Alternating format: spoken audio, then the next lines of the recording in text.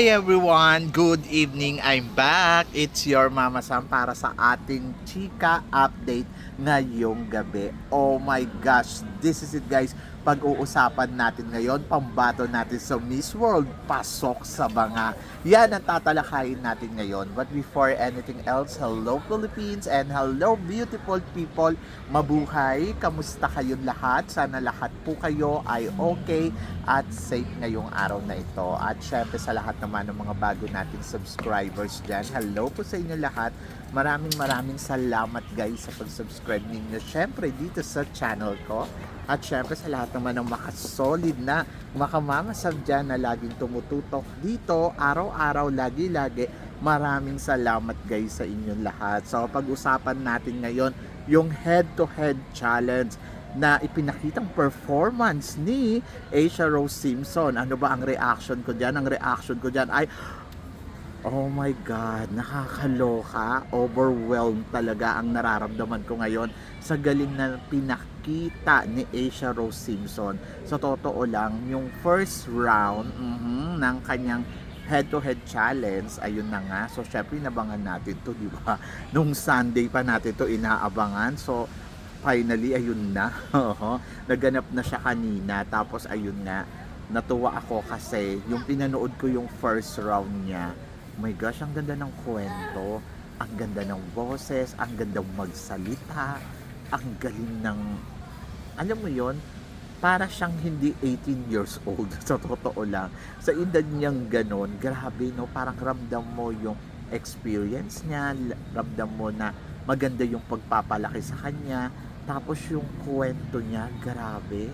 Samantalang ako nung 18 years old ako, Diyos ko, ang ginagawa ko lang, party-party lang sa buhay. Samantalang siya, Diyos ko Lord, di ba? Ang ganda niya nung natutunan niya sa mga magulang niya, in fairness. Maganda yung pagpapalaki sa kanya ng nanay at tatay niya. At maganda yung experience nila, di ba? So, yon. And then, grabe, natuwa ako. Kasi, bukod doon, alam mo yun, yung ang pinakita kasi ni Asia dito sa competition na to kanina, kakaiba yung kanyang atake. Oho, lahat naman nakakapagsalita ng English, lahat naman may mga kanya-kanyang kwento, mas malalim yung kwento. Pero kasi, ang maganda kay Asia, bukod doon sa kapanipaniwala na yung kwento, ano siya, yung parang they try to give analysis na sa mga taong kausap niya, yung parang yung mga tao na nandoon na parang hindi lang yung nandoon kahit tayo parang 'di ba sabi niya nga raise your hands and then ibaba mo yung mga daliri mo kung hindi mo na experience yung mga sasabihin niya. And then panalo kasi ang galing doon, talaga impressive siya. Oho, sobrang iba yung atake, iba yung laro, panalo yung kanyang story, ganon. Kasi di ba yung iba, kaya hindi rin ako nanonood kasi puro, ito yung nangyari sa amin, ganito, yung puro drama. Tapos, ayun, hindi na-appreciate ko yung iba kasi parang, atake nila yun Pero kasi, parang, ang dating sa akin, parang, kailangan ba umiyak? Kailangan ba, di ba, yung mga ganon, yung parang, ano ba to pag ikaw yung the best na umiyak, ikaw yung pasok sa banga, di ba? So yun, ganon, yung parang naiintindihan ko, kailangan nilang ma-convince si Madam Julia, pero ayun na, kay iba, very strong, very speaker yung dating, ang talino, alam mo na, magaling yung hindi siya scripted, ganon. And then, ito nga, sa first round, may nabasa pa ako sabing ganon, kinabahan. So, sabi ko doon sa nag-comment nung ganon, sa Facebook kasi, parang may nagsabi na kinabahan daw. Etong si so pinagalitan ko. Sabi ko, ikaw kaya yung pumalit doon. Alam nyo guys, sa totoo lang, kahit sino naman yung magsasalita, hindi mo naman may iwasan na anuhan ka ng kaba, di ba? Pero yung kay Asia, I think ando doon na yung focus niya Instead kasi ma-appreciate natin, dapat ang ginagawa natin ay yung ma-impress, yung purihin siya, hindi yung parang nabasa ko yung sa comment section, Diyos ko Lord, parang may sinabi pa na parang ano ba yan, kinabahan siya. Yung parang nakakaloka, barahin ko nga, di ba? Ikaw yung pumalit doon, try mo, di ba? Mga tao talaga, no? So, parang ano. Pero, eto na nga, sa second round, isa siya sa mga napili doon sa top 5. At in fairness sa kanyang kwento, ang ganda. Ang ganda nung pagkaka-deliver niya tungkol sa paano niya ipopromote yung Vietnam. O kung paano mo aanin yung Vietnam. Ang talino dun ni, ni Asia. Hindi ko napanood yun lahat pero yung kay Asia, kumbinsido ako na parang itong batang to, wala siyang keme-keme. Kumbaga kung ano yung nasa utak niya, i-deliver niya ng bonggang-bongga at in fairness, di ba? So, ang galing. Sobrang galing. Sobrang ang talino. So, umanga talaga ako. So, yun lang yung masabi ko na ang galing, ang talino. Kasi na-overwhelm ako. Tapos, parang, my God, hindi ako makapaniwala. Kasi she's 18 years old. Tapos, bigyan mo siya ng isang, meron siyang opinion na ilalabas. So, yung opinion niya, ang lalim, ganon. Ang lalim niyang tao. My God, ang taba ng utak niya. Ganon. So, naisip ko habang sabi ko, ba't kaya hindi siya sumali sa Miss Universe? Kasi hindi siya pang Miss Universe, pang Miss World siya. Eto nga, sabi sa akin, Mama Sam, natakot ako kasi baka mamaya hindi na siya mapasama doon sa kasi yung nakaraang taon daw, yung mga nanalo sa hindi naman daw pumasok sa top 2. Yung kumbaga parang hindi napili sa top 2 yung mga tawag dito, yung mga nanalo sa fast track nung nakaraang taon, yung mga continental head to head challenge, yung 4. To be honest,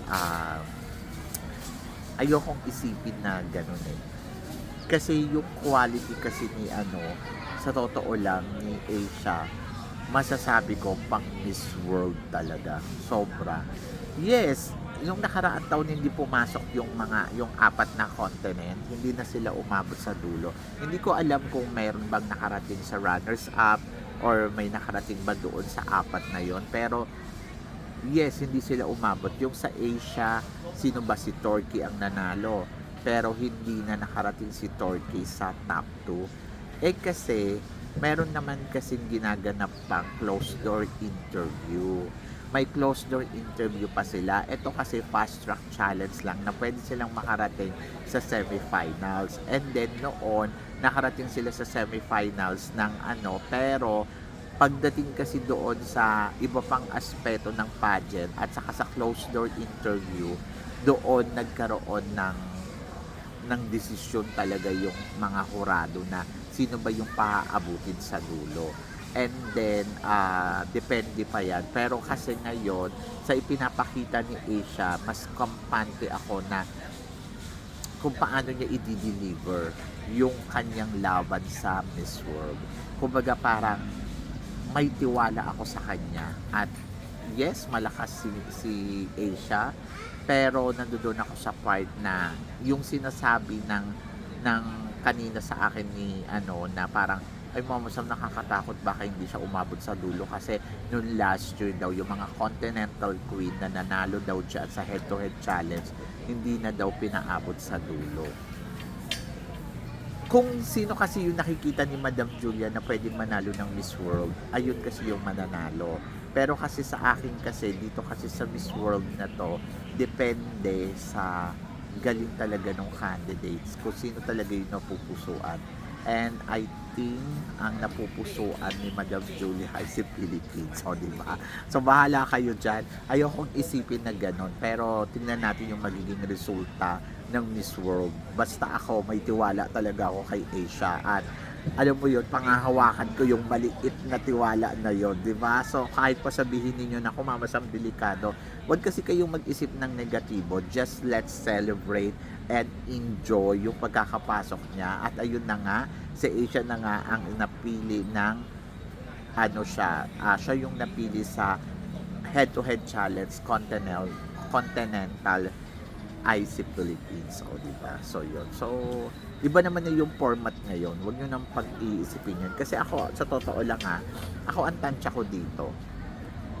Si Philippines, sa totoo lang, pag once na nakarating yan sa top 4, yung sa dulo talaga, pag once na umabot yan sa dulo, siya ang mananalong Miss World. Eh Diyos ko naman, baka naman kasi mga tsakanis yung mga pumasok nung nakaraang taon doon sa Continental Queen. In fairness naman kay habang tinitignan mo siya, may magnet talaga siya. Yung ganda niya, yung the way kung paano siya magsalita, mag-deliver, my gosh, ang winner. I'm so excited. So, ewan ko, hindi ko naiisip, hindi ko nararamdaman, ay nako, baka malaglag na tayo sa Continental sa susunod kasi baka ganun-ganon. Ay hindi ko siya naiisip.